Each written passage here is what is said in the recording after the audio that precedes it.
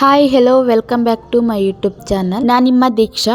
ಇವತ್ತಿನ ವಿಡಿಯೋದಲ್ಲಿ ಗರ್ಭಿಣಿ ಸ್ತ್ರೀಯರಿಗೆ ಬೇಸಿಗೆ ಶುರುವಾಗಿರೋದ್ರಿಂದ ತುಂಬಾ ಬಿಸಿಲಿಗೆ ಸೆಕೆ ಇರುತ್ತೆ. ಹಾಗೆ ಇವಾಗಿನ ವಾತಾವರಣಕ್ಕೆ ಒಂದು ಕಡೆ ಅಂತಂದು ಹೇಳೋಕ್ಕಾಗಲ್ಲ. ಹಾಗೆ ಎಲ್ಲ ಕಡೆನೂ ಕೂಡ ತುಂಬ ಬಿಸಿಲಿರೋದ್ರಿಂದ ವೆದರ್ ವೇರಿಯೇಷನ್ ಆಗುತ್ತೆ. ಸೊ ಇಂಥ ಒಂದು ಟೈಮಲ್ಲಿ ಏನು ಮಾಡಬೇಕು, ಗರ್ಭಿಣಿಯರು ಹೇಗಿರಬೇಕು, ಹಾಗೆ ಏನು ಮಾಡಿದರೆ ಒಳ್ಳೆಯದು ಹಾಗೆ ಅಂತ ಹೇಳಿದರೆ, ಸಾಮಾನ್ಯವಾಗಿ ಎಲ್ಲರ ಮನೆಯಲ್ಲಿ ಹರಳೆಣ್ಣೆ ಇದ್ದೇ ಇರುತ್ತೆ. ಹಾಗೆ ನಾವೆಲ್ಲ ತುಂಬ ಇದನ್ನು ಕಡೆಗಾಣಿಸ್ತೀವಿ ಹರಳೆಣ್ಣೆನ. ಈ ಎಣ್ಣೆಯಲ್ಲಿ ಇರುವಂತಹ ಮಹತ್ವ ಏನಂದರೆ, ಬಿಸಿಲಿನಿಂದ ಆಗುವಂತಹ ಎಲ್ಲ ಸೈಡ್ ಎಫೆಕ್ಟ್ನ ಇದು ತೆಗೆದುಹಾಕುತ್ತೆ.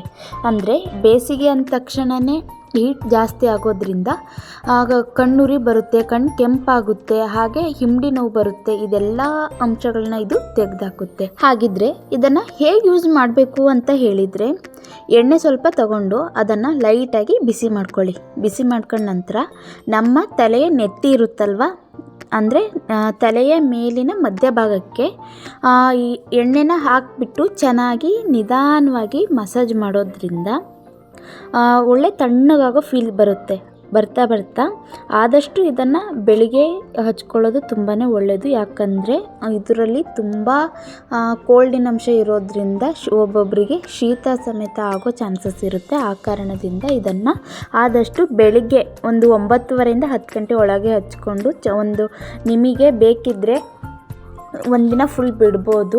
ಒಂದಿನ ಫುಲ್ ಬಿಡೋಕ್ಕಾಗಲ್ಲ ನನಗೆ ಅಂತಂದು ಹೇಳಿದರೆ 1-2 ಅವರ್ ನೀವು ಬಿಡಲೇಬೇಕು. ಬಿಡೋದ್ರಿಂದ ನಿಮ್ಮ ಹೀಟಿನ ಅಂಶ ಏನೇನಿರುತ್ತಲ್ವ, ಕಣ್ಣು ಕೆಂಪಾಗೋದಾಗಿರ್ಬೋದು, ದೇಹ ಒಂಥರ ಉರಿ ಥರ ಆಗಿರ್ಬೋದು, ಪಾದಗಳ ಉರಿ, ಹಿಂಡಿ ನೋವು, ಕಣ್ಣಿನ ನೋವು, ಹಾಗೆ ಮೊಣಕಾಲು ಮತ್ತು ಮೊಣಕೈ ನೋವು, ಇವೆಲ್ಲವನ್ನು ಇದು ತೆಗೆದುಹಾಕುತ್ತೆ.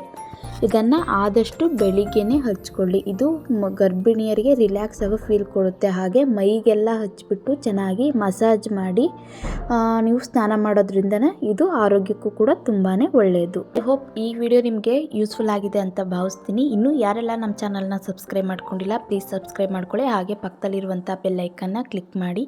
ಯಾಕಂದರೆ ನಾವು ಹಾಕೋ ಹೊಸ ವಿಡಿಯೋಗಳ ನೋಟಿಫಿಕೇಷನ್ ಮೊದಲು ನಿಮಗೆ ಬರುತ್ತೆ. Thank you for watching.